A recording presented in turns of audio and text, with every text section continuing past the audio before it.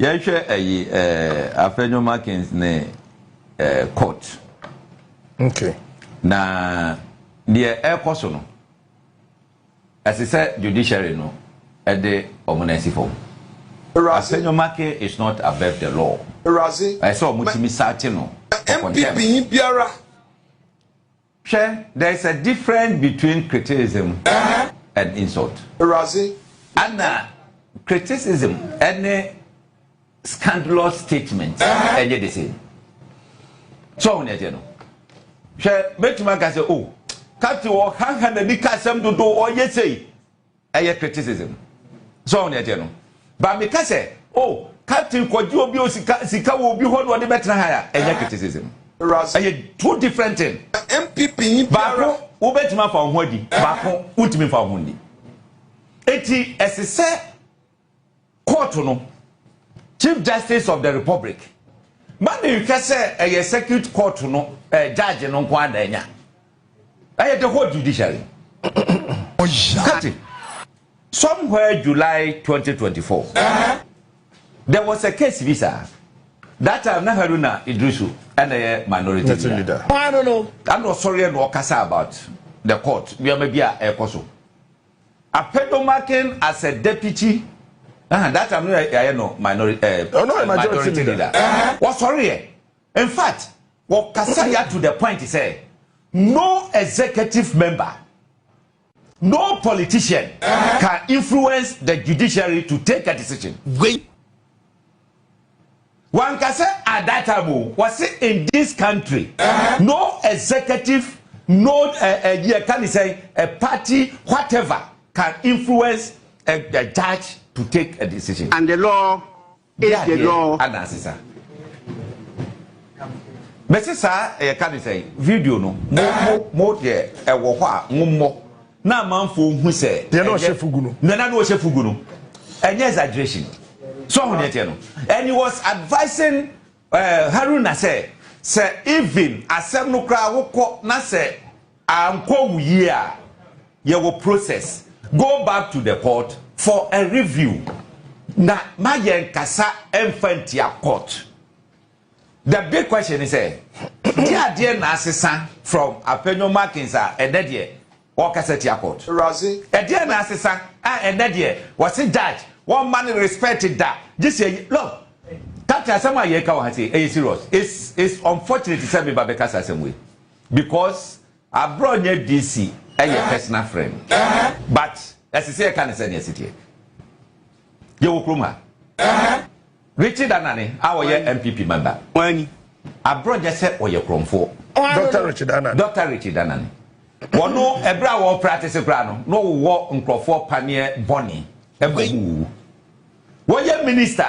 No, no, but that statement alone, no. Richard Annan, me have known Dr. Richard Annan for a very long time. That's right. If you Abontain office on Pekasa. That's right. Or the dean. Yes. Or the dean. And there, or Casa 7. Na obi owana obe no na oni ni din komo. Sanka e ka wo nko a na ka se ko mpese doctor ko siw. Abronye. Yeah. No be chere baby ko na okofa apane.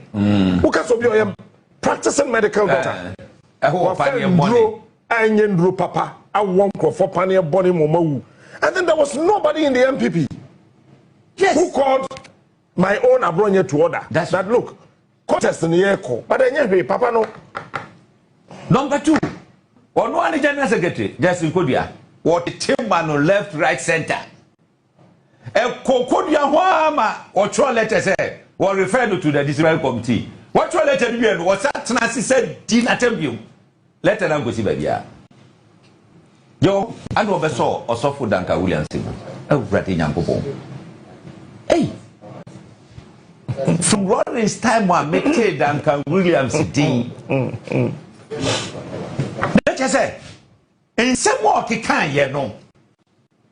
Hey, I saw what's the elder may say, I saw for no, or one of your enemies, or we a hypocrite in this country. Oh, then say, now so for the be actually, say more fire.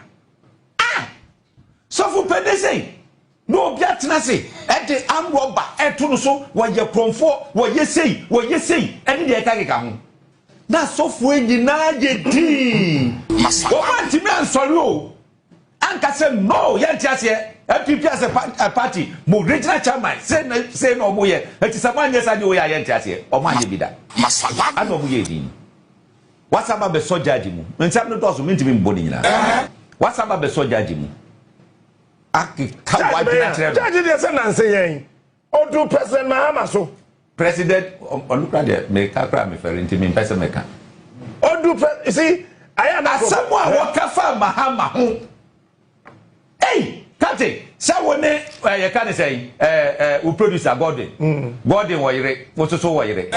Nay, I bema babeka, wabonte say, Captain, a parko, Nim, Gordon, Yere. Yet, Grom has a you. Ya know, Biaman condemn Musadi. The Omo, no member, 7 we are starting for flow.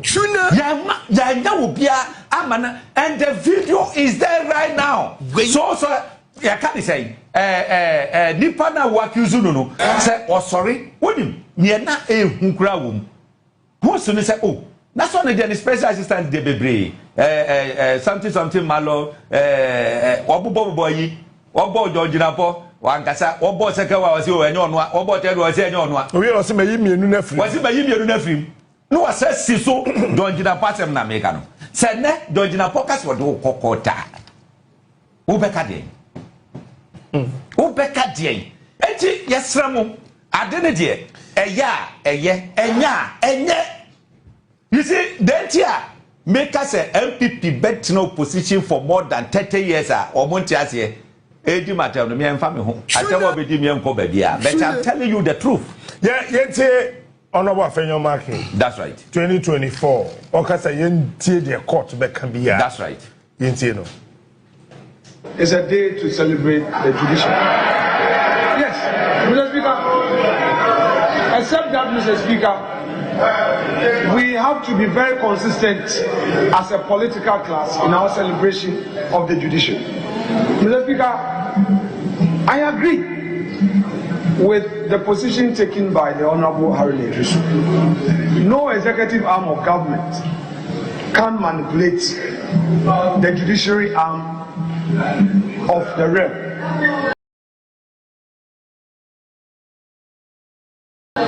Mr. Speaker, it must never be said that the judiciary is under the control of the executive. Mr. Speaker, Honorable Aremeyaw is a courtroom practitioner, just as I am. You were a courtroom practitioner.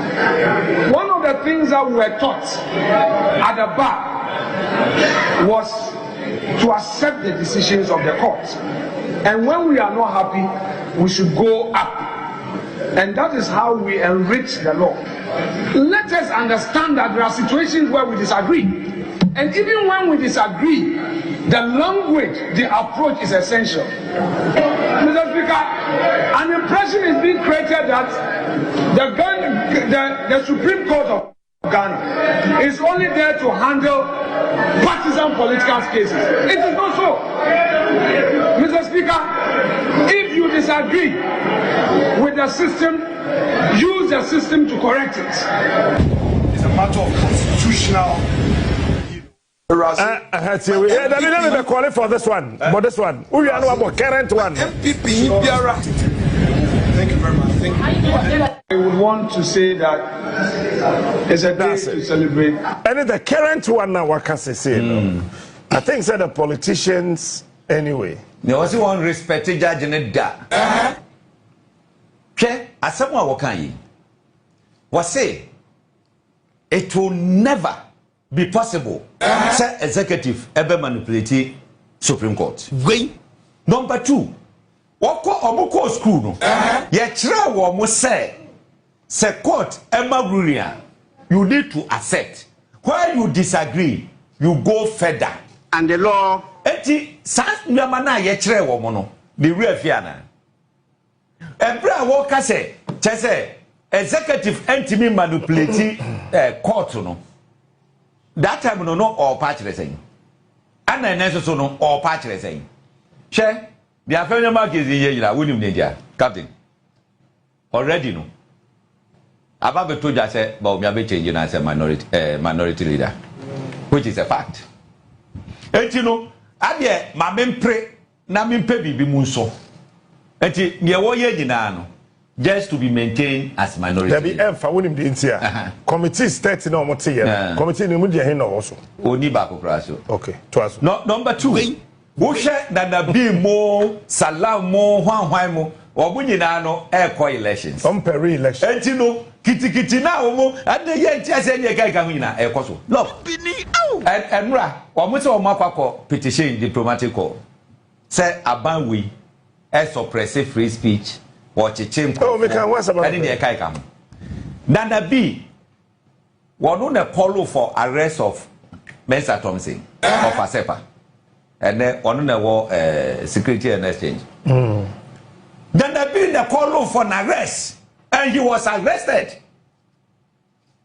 And then okay, say Akufo Addo, the man of the presidential jet, Eko landed, Eko koye shopping.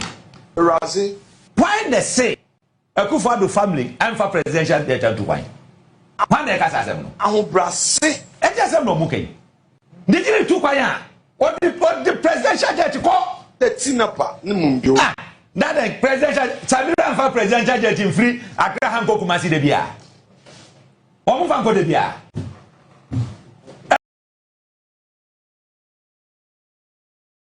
Sasa no kaye no. O me ye no. Look. Julobi can say one demonstration. Oliver Becker Vama. One day 37 yet your munipa 50 one day. Oh, now say yeah, democracy have demonstration against galamsey. Yeah. So much say. And no what you was 17 months. Ya che wo munkro for 16. Eti hey, now one day what you chini pa 50. Aha, wo bia ni one more as democracy. Me so what chini pa ma fe bas na mu ye ma. Uchu mu chen. VIP. And a coffee nipa ya che won. What the yaka? She see the current video. What is about? He has been selected. That judge has no respect for his own judicial oath. Wait. I don't think he read the law. When that circuit court 9 judge, I have no respect for him.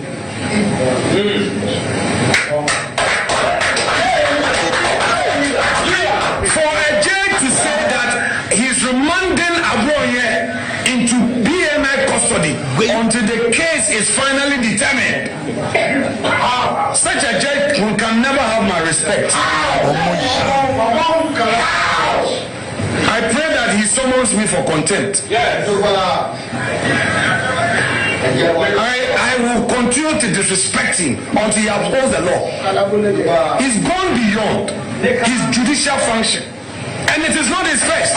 It's as if he has been selected purposely to achieve this. He doesn't talk law. I don't know whether he ever passed his law exam. It's a shame. It's a shame on the judiciary. And my Lord Bawumia must pay attention to this. For whatever it is, it's about his legacy. I'm told by December he will be 70 and he will be gone. Is that the legacy he wants to leave? After Tokonu was booted out of office and all manner of accusation leveled against Tokonu, is that the judiciary? Yes. The judiciary, they said they were going to reset. Is that the reset where a judge will say he is remanding an accused? Because if he allows him to go home, if he grants him bail, he is likely to talk again. So he should remain in custody. Adia Winimono untumi ehu abra umpeso be say Afenyo Markin say Chief Justice Efeli so mo be citing for contempt and e be kan say mo kroma I tell you and obi obeka say mo bi no you will not have any moral right to cite that person for contempt in some way. Okay, say you no wan pass we work as if say wan pass the law exams. Ana just obi a one pass ya tam me de na ba besi wo say wo ye judge. No. Afenyo Markin is my brother. Who feel chrome charm na wo kwati avi. But we will not condone this. We will not entertain this. What I say? A straight insult. Respect Ben now. How do you call respect judge? Respect Ben. Okay? Me a living testimony.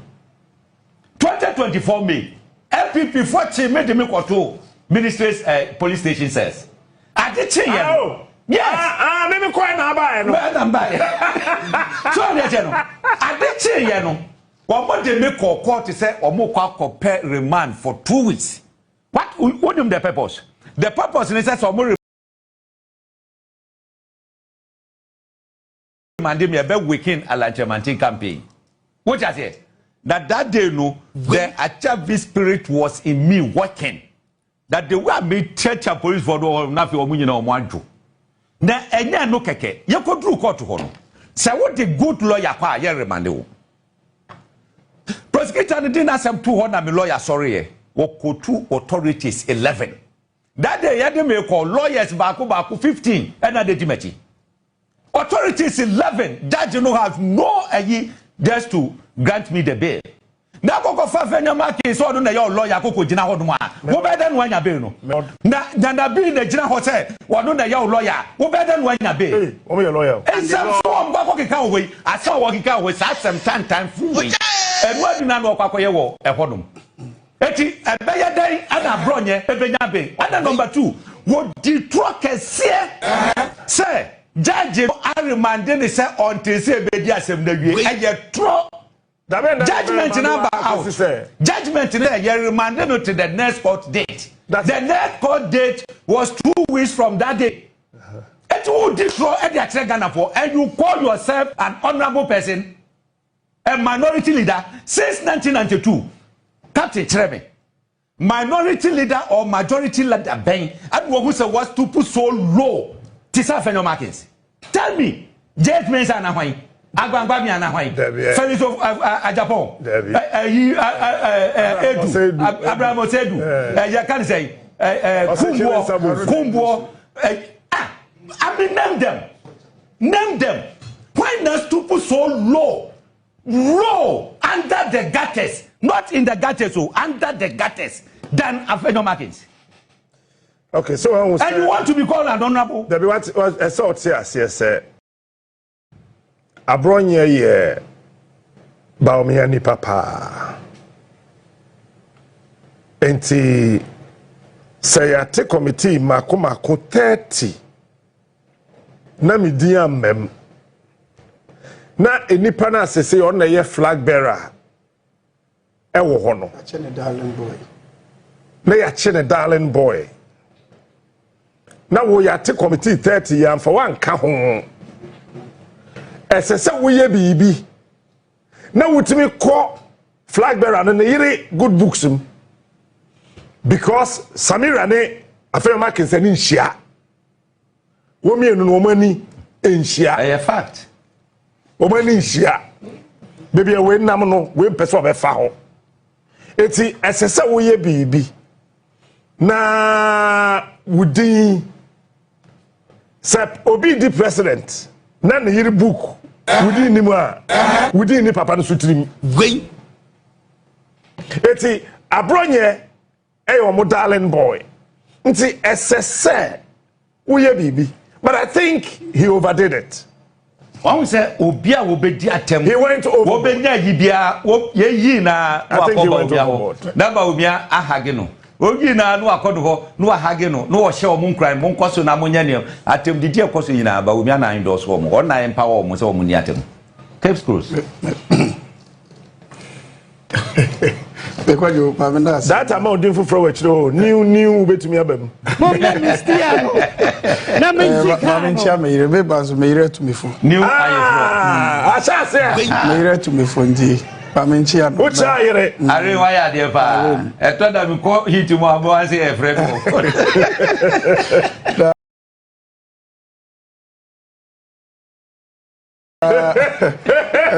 What we did that message, any papa me no me say be na madam masi. Eye me papa national chairman Owura si Edun Ketia. Otu eye Asamanke DC ene Akwetia chairman mo be gina na nemu. Na yenua Mark Oliver Kevo regional chairman Eastern region. Also by mpanyimfo ahodo bebre by menua ba chamfo Asante regional deputy secretary ena menua ba konso wo Techiman South Kwesi Boakye.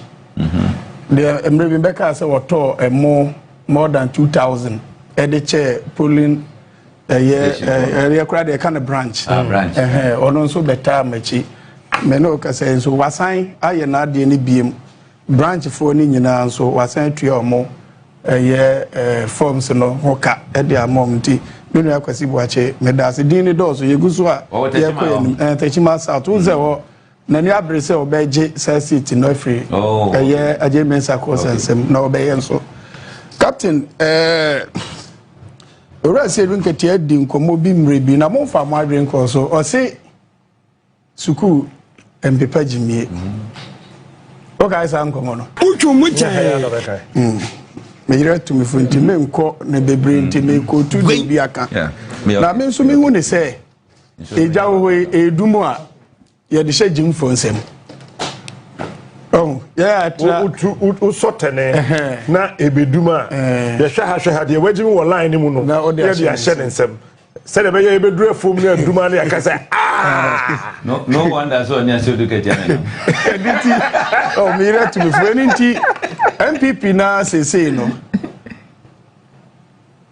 mbeka se egu enti egu no usuzu se nyansa ni bekọ se engu woni triso ana David enti me anya me wonwa ene se wahwe mu pa empanyimfo atitru ani enim omu MPP mu omu ye o ana omu wo ahoden so a kombetimi ede aye adwuma no enso ene aso bia atwe ne ho akwakotena nchen hwe yachi Abronye eninti minority leader di judge for atem mpacho ye okro mu ha o ka se owura ofusu ampofo no ye chairman national chairman ema NDC yesi waka asem kokoamu asem ama epia bonten mpacho ya nche no ya che no ne court ne case lu ne da so court da so court say da court enti Abronye ne ofusu ampofo national chairman and regional chairman na yetimi ahwe nyame anim ache national chairman na owura Kwaku Annan ye deputy general secretary omanje no omche no Sammy national majo ya nje omo ya che no Mugabe mase kasa okro we mu muntie tre satam no owura John mama kra na ye o mampanyini ye nyina so enim se Mugabe okasa dodo na akoma NDC enso nam se na no atra judge for no pepa chaw president din ema ye che no de ne court jeli no mo konsewam ansa na Ghana for bi kase nipa no judgment ye de man no hash ano so nti omampanyi mrem eno kwa no matwa more than 1 month ansa na omampanyi mo pardon week no ma mo yes na omampanyi se dabi 3 months wa mundam kakra 3 so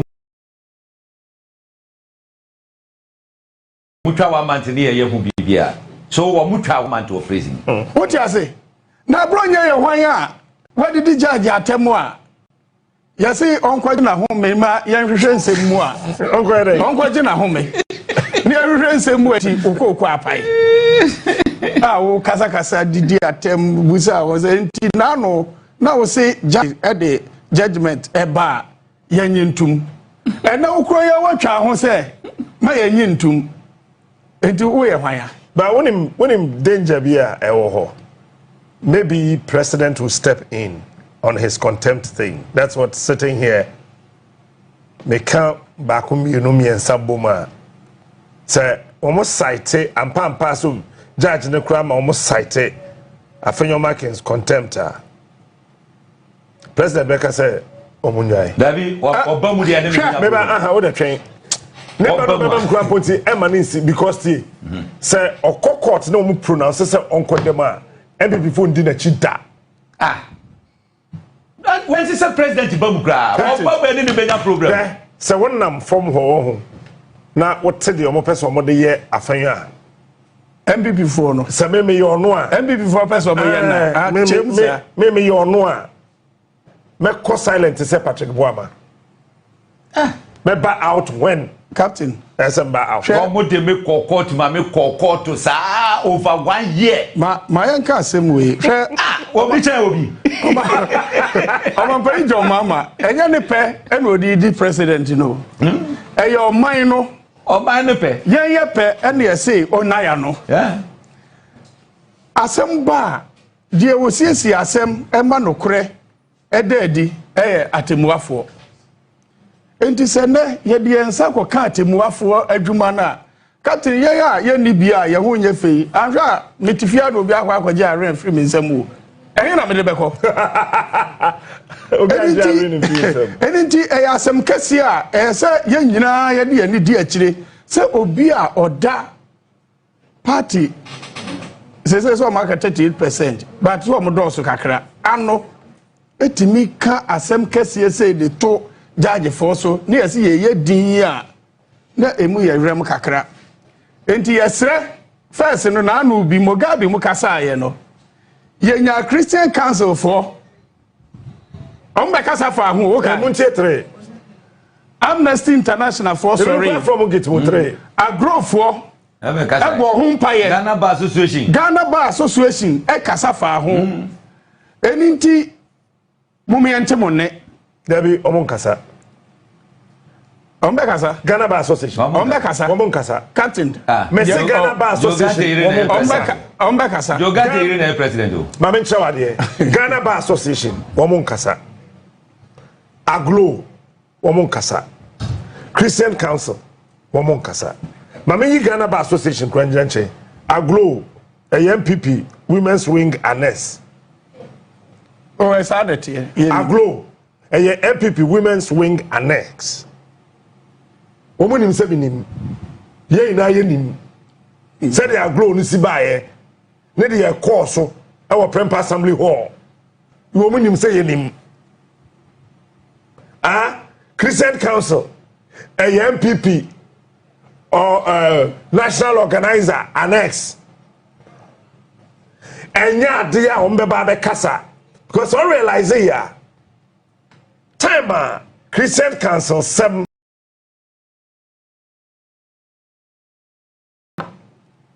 David Peace Council near Christian Council Peace Council Can you be some question one near Christian Council Peace Council and to the should I withdraw no formally now David say near Christian Council Peace Council yes Peace Council no shall one no over the years that's show more political utterances women are MP before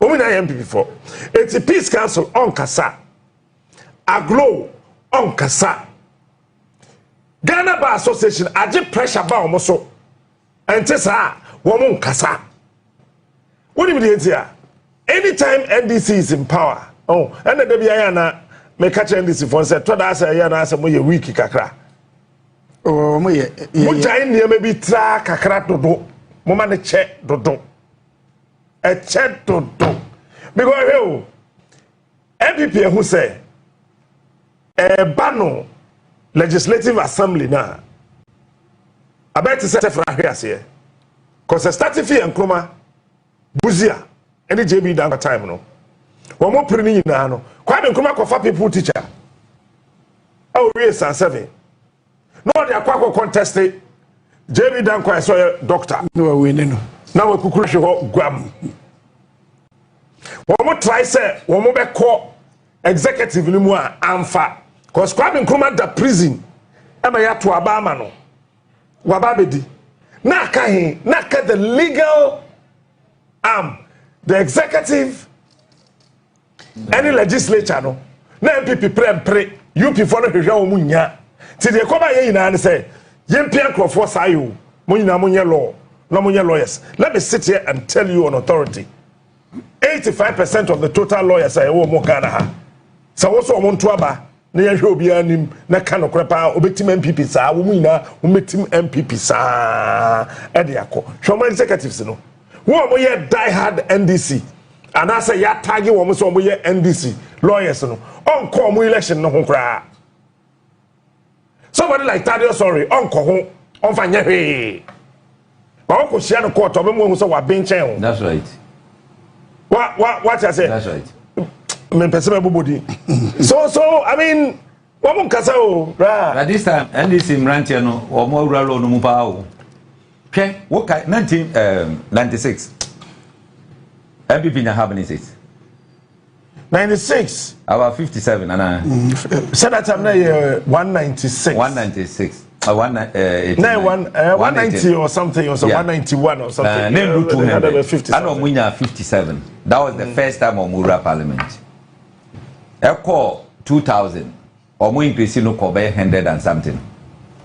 Around 10 something Bibisa. I know or more. I have first 96, 66. Yeah, 66. I don't know JH means ability. And they call 1 something.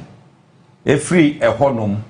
And the course look kakra na ati kakra na course look kakra na ye and the buyer and MPP e buy omukuri straight 169 e free hono and the drop here 137 96 only 66 only 66 and the drop 137 e free ho and the drop 89 about kwase free naka 88 wa mo be ko 96 there no 66 obi an trust ade we do 2028 elections. The seat of NPP ever 66 in Parliament.